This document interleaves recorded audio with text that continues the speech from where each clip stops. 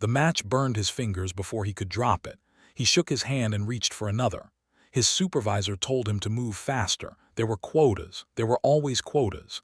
He dipped the wooden stick into a thick yellow paste and laid it on the drying rack with the others. His hands were stained, not from the wood, from the paste. It glowed faintly in the dim light of the factory floor, white phosphorus. He did not know what that meant yet. He only knew that the paste made matches that lit easily and burned bright. That was what people wanted. That was what the factory sold. He was 12 years old. He had been working here for 3 months. His gums had started bleeding 2 weeks ago. This was not an accident. This was not a mistake. This was the job, and it killed you slowly. Piece by piece, bone by bone, the factory owners knew, the doctors knew. But the matches sold well and children worked cheap, so the factory stayed open.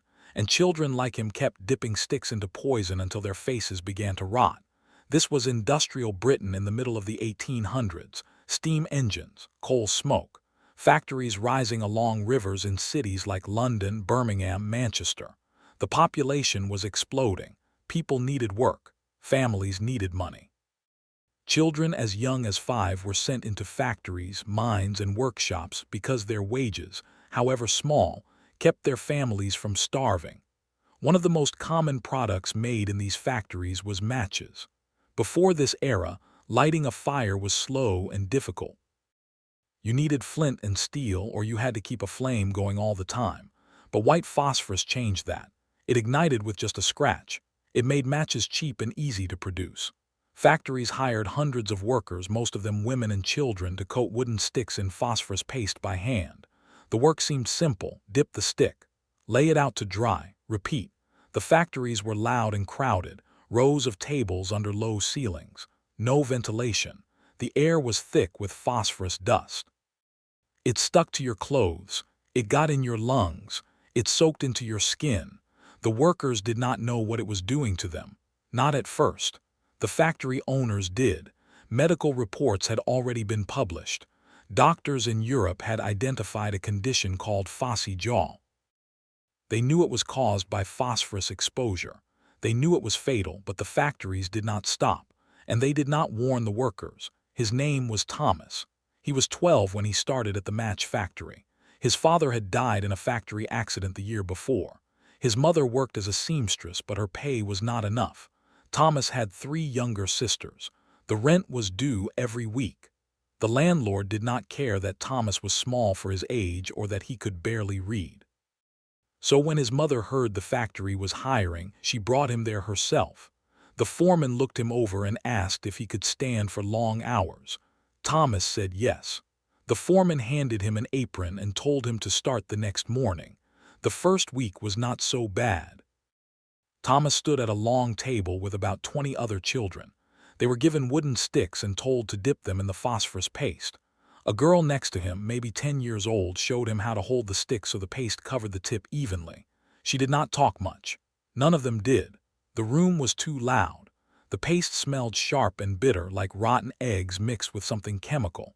It made Thomas dizzy at first, but after a few days he stopped noticing. That was the trick. You got used to it, or you thought you did. Thomas worked 12 hours a day, 6 days a week. He earned a few shillings. It was not much, but it was something. His mother took the money and bought bread and milk. His sisters were able to eat. That made it worth it. At least that was what he told himself. But after a month, his hands started to hurt. The skin around his nails turned red and cracked. He asked the foreman if he could wear gloves. The foreman said no. Gloves slowed you down. If you could not keep up, someone else would take your spot. So Thomas kept working. Every morning, Thomas walked to the factory in the dark. He stood at his table and dipped sticks into paste for 12 hours. Then he walked home in the dark. His hands were always sticky. His fingers glowed faintly at night. He thought that was strange, but the other children said it happened to everyone. One boy called them ghost hands. Thomas tried to wash the glow off, but it would not go away. It was in his skin. It was in his bones. The phosphorus did not just stain. It burned, slowly, invisibly. The paste seeped into cuts and cracks in the skin. It entered the bloodstream. It traveled to the jawbone. That was where the real damage began. At first it was just a toothache. Then the gums started to swell. Then they bled.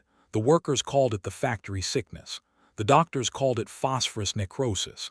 It meant your bones were rotting from the inside. There was no cure. Once it started, it did not stop. Thomas noticed the pain in his mouth about 6 months after he started. One of his back teeth felt loose. A week later, it fell out. He did not tell his mother. He was afraid she would pull him from the factory and they needed the money. So he kept working. More teeth fell out. His gums turned black. The smell was so bad that the other children started to avoid him. He stopped eating solid food because chewing hurt too much. He drank broth and water. He kept dipping sticks. The children in the factory did not see each other as friends. They were too tired, too focused on not getting yelled at, but they saw each other suffer. A girl named Mary sat 2 tables over. She had been there longer than Thomas. One day her face started to swell. The left side of her jaw bulged out like she was holding something in her mouth. She could not close it all the way. She drooled when she tried to talk. The foreman told her to go home.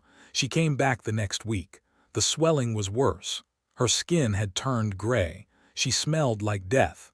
The other children whispered that she should go to a doctor, but doctors cost money. And even if you went, there was nothing they could do. A month later, Mary stopped coming to work. No one said what happened to her. Everyone knew. Thomas was afraid he would end up like Mary, but he could not stop. If he stopped, his family would lose their home. His sisters would go hungry. His mother had already sacrificed everything. He could not be the one to let them down. So he stood at his table and dipped sticks into poison. He told himself it would not happen to him.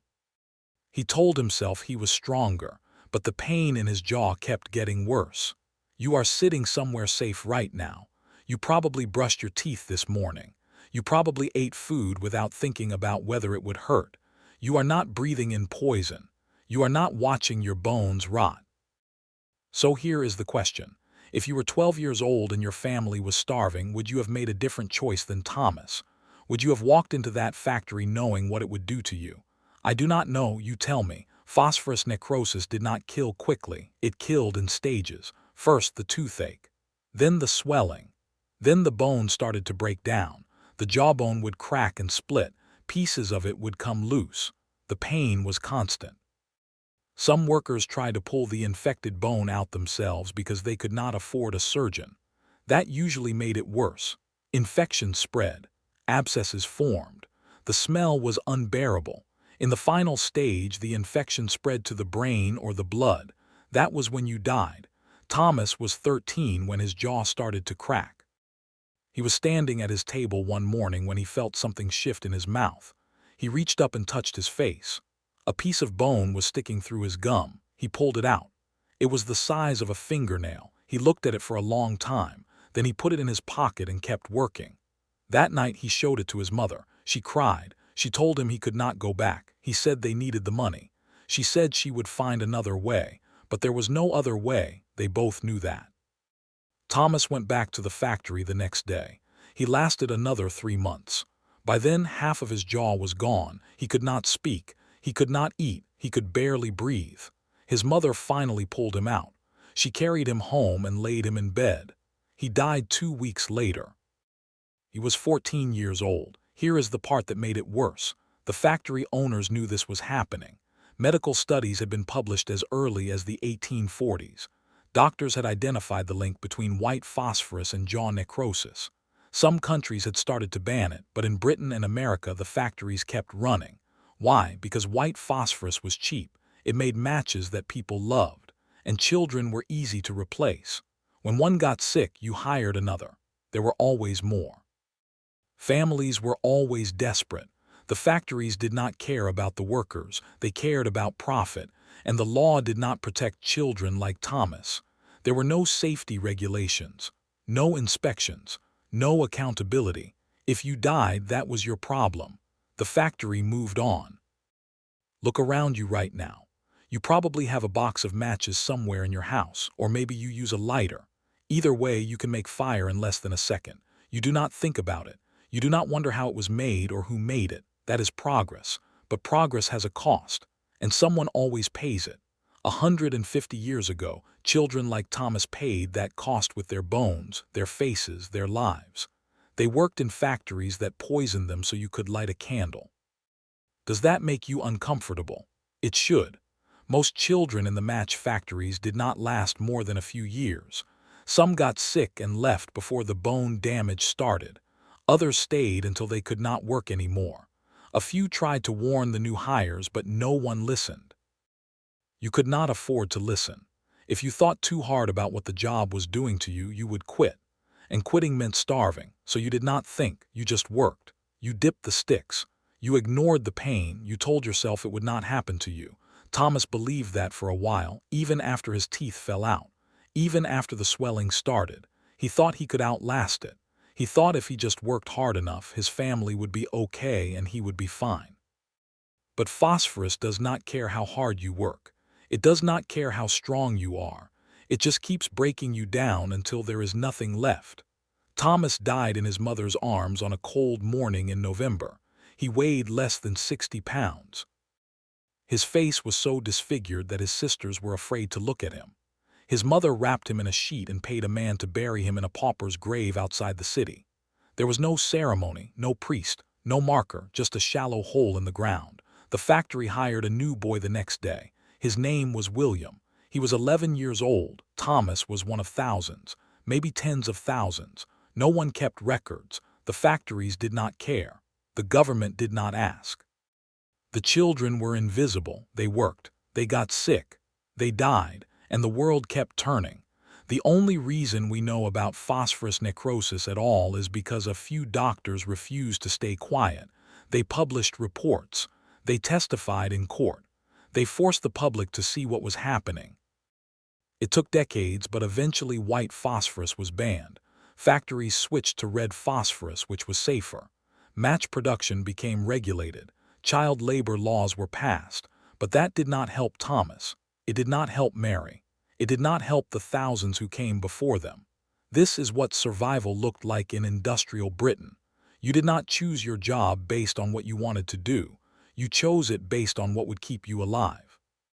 And sometimes the job that kept you alive also killed you. Slowly, painfully, inevitably. Thomas knew the factory was dangerous. His mother knew, everyone knew, but they did not have a choice. That is the part we forget when we talk about history. We act like people in the past were ignorant or reckless, but they were not. They were desperate. They were trapped. They took jobs that destroyed them because the alternative was watching their family starve. We do not have match factories like that anymore. We have laws now, regulations, protections, but we still have jobs that break people down. Jobs that pay just enough to survive but not enough to escape. Jobs that wear you out and replace you when you are used up. The system is cleaner now. The poison is slower, but the logic is the same. Someone always has to do the work that no one else wants to do, and the rest of us get to pretend it is not happening. Thomas was 14 when he died. His jaw was gone. His body was ruined. He spent the last year of his life in constant pain, working 12-hour days in a room full of poison so his family could afford to eat. That is how his story ends. But here is the thing, he was not the unluckiest. There were children in other factories doing worse. There were mines where boys his age were crushed by rock falls or suffocated in tunnels. There were textile mills where girls lost fingers in machines. There were jobs so brutal that phosphorus poisoning looked merciful by comparison. Thomas suffered. But he was not alone. And if you think this was the darkest job in history, you have not seen the rest.